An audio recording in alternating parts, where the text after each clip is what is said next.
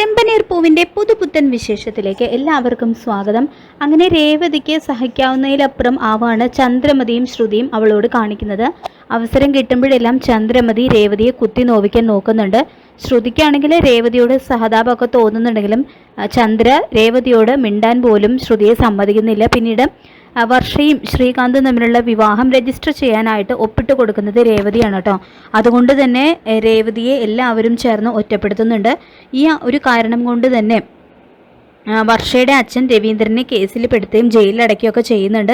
പിന്നീട് ഒരു ഘട്ടത്തിൽ സച്ചിക്കാണെങ്കിലും രേവതിക്ക് എതിരെ തിരിയുന്നുണ്ട് കേട്ടോ. അപ്പോൾ സത്യങ്ങളെല്ലാം മനസ്സിലാക്കുന്ന സച്ചിയാണെങ്കിൽ പിന്നീട് രേവതിയുടെ കൂടെ നിൽക്കുന്നുണ്ട്. രവീന്ദ്രൻ സച്ചിയോട് പറഞ്ഞു കൊടുക്കുന്നുണ്ട്, എടാ മോനെ സച്ചി, രേവതി മോള് ഒരു തെറ്റും ചെയ്തിട്ടില്ല. അവൾ ഒരിക്കലും നമുക്കാർക്കും ദോഷം ചെയ്യുന്ന ഒരു കാര്യവും അവളുടെ ഭാഗത്തു നിന്ന് ഉണ്ടാവില്ല. ശ്രീകാന്ത് നിർബന്ധിച്ചതുകൊണ്ട് അവൾക്ക് അതിന് സമ്മതിക്കേണ്ടി വന്നിട്ടുണ്ടാവും എന്നൊക്കെ രവീന്ദ്രൻ പറഞ്ഞു കൊടുക്കുമ്പോൾ എല്ലാം ബോധ്യമാവുന്നുണ്ട് കേട്ടോ സച്ചിക്ക്. തുടർന്ന് രവീന്ദ്രൻ പറയുന്നുണ്ട്, എന്തായാലും രണ്ടാൾക്കും ഒരു മാറ്റം നല്ലതാണ്. രണ്ടുപേരും അമ്മയുടെ അടുത്ത് നിന്ന് 2 ദിവസം നിൽക്കുക, മനസ്സൊക്കെ ഒന്ന് തണുക്കട്ടെ എന്ന് പറഞ്ഞുകൊണ്ട് രവീന്ദ്രൻ രണ്ടുപേരെയും അച്ഛമ്മയുടെ വീട്ടിലേക്ക് പറഞ്ഞു വിടുകയാണ്. അവിടെ എത്തുമ്പോൾ രേവതിയുടെ അവസ്ഥ അറിഞ്ഞ് വല്ലാതെ തന്നെ വാത്സല്യപൂർവ്വം അച്ഛമ്മ രേവതിയോടായിട്ട് പറയുന്നുണ്ട്, എൻ്റെ മോളെ ചന്ദ്രമതി വല്ലാതെ ഉപദ്രവിക്കുന്നുണ്ടെന്ന് അച്ഛമ്മയ്ക്കറിയാം.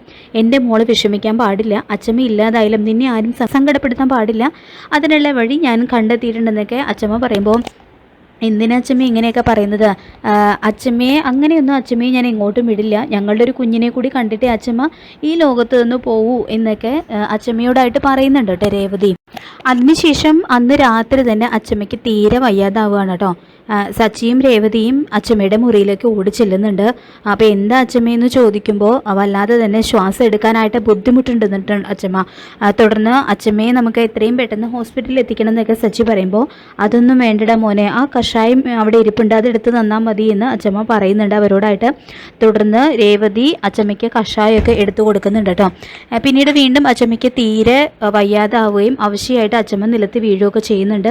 അച്ഛമ്മയെന്ന് വിളിച്ചുകൊണ്ട് സച്ചിയും രേവതിയും അച്ഛമ്മയും എഴുന്നേൽപ്പിക്കാനൊക്കെ ശ്രമിക്കുന്നുണ്ടെങ്കിലും അവർക്കത് സാധിക്കുന്നില്ല. തുടർന്ന് സച്ചിയുടെ വേഗം വണ്ടി വിളിക്കുന്ന രേവതി പറയുന്നുണ്ട് ഹോസ്പിറ്റലിലേക്ക് കൊണ്ടുപോകാനായിട്ട്.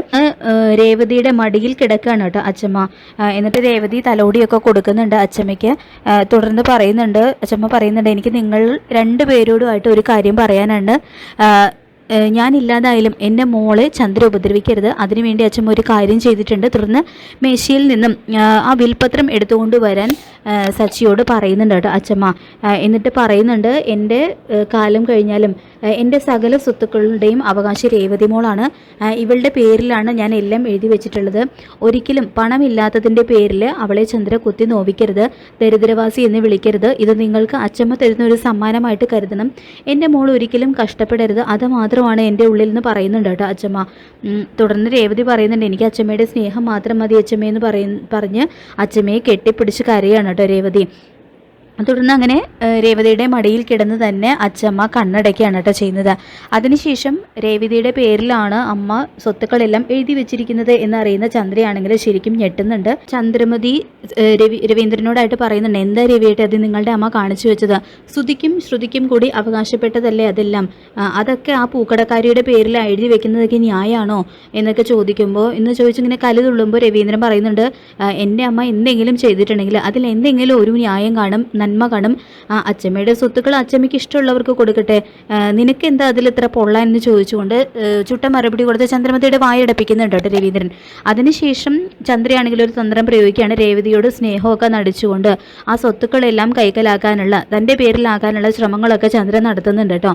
ഇതെല്ലാം മനസ്സിലാക്കുന്ന സച്ചിയാണെങ്കിൽ ചന്ദ്രയുടെ എല്ലാ നീക്കങ്ങളും തടസ്സപ്പെടുത്തുന്നുണ്ട്.